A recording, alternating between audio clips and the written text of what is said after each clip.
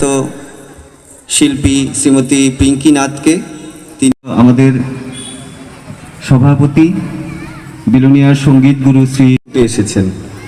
আমন্ত্রণ যারা স্বাগত জানাচ্ছি। আজকে যারা শব্দ নিয়ন্ত্রণ করছেন, আসলে তার কথা বলার অর্থটা হচ্ছে দর্শক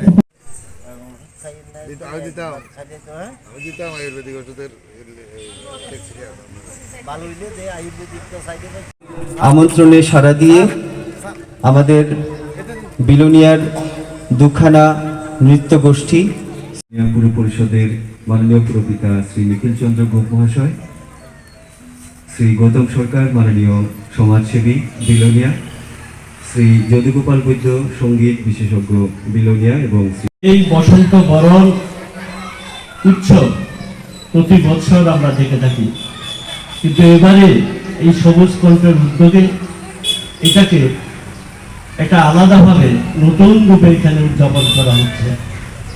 আমরা জানি যে আমরা সেই তপবন কেন্দ্রিক সভ্যতা থেকে আজকে আমরা নগর কেন্দ্রিক সভ্যতায় আমরা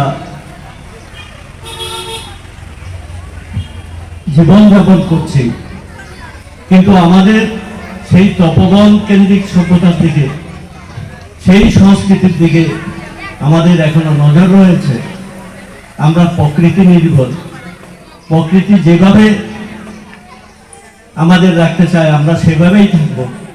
প্রকৃতি বিভিন্ন সময়ে বিভিন্ন রূপে প্রকৃতি আবির্ভাব হয়, যার ফলে এই ভারতবর্ষের বিভিন্ন অংশে বিভিন্ন রাজ্যে প্রকৃতির বিভিন্ন রূপ, বিভিন্ন ঋতু আমরা দেখে থাকি, এবং এই ঋতুগুলোর মধ্যে বসন্ত ঋতু সর্বশ্রেষ্ঠ, যার ফলে এই ঋতুরাজ বসন্তকে আমরা উৎসব হিসাবে বরণ করে নিই।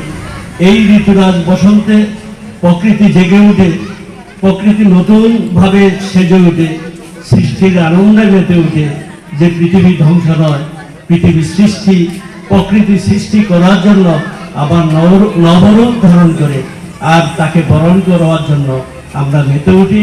তাই প্রকৃতির এই যে রূপ রস, এটাকে নির্ভর করে আমরা বেঁচে থাকি। আমি সেই প্রাচীনকাল থেকেই এই ভারতবর্ষে এই প্রকৃতিকে নিয়েই সভ্যতাকে বেঁচে রাখার জন্য চেষ্টা করে আছে। আমাদের কবিগুরু বিশ্বকবি রবীন্দ্রনাথ, উনিও এই প্রকৃতিকে, এই বসন্ত বরণকে কিভাবে উদযাপন করবেন, তিনি ওনার গানের মাধ্যমে সেটা প্রকাশ করে গেছেন। আজকে আমরা ওনার গান নিয়ে, ওনার গানের মাধ্যমে, ওনার চিন্তাধারায় আজকে আমরা এই প্রকৃতিকে বরণ করে, এই বসন্ত ঋতুকে বরণ করে আবার আমরা এই পৃথিবীতে নতুনভাবে বেঁচে থাকার আমরা আহ্বান জানাবো। আমরা সকলে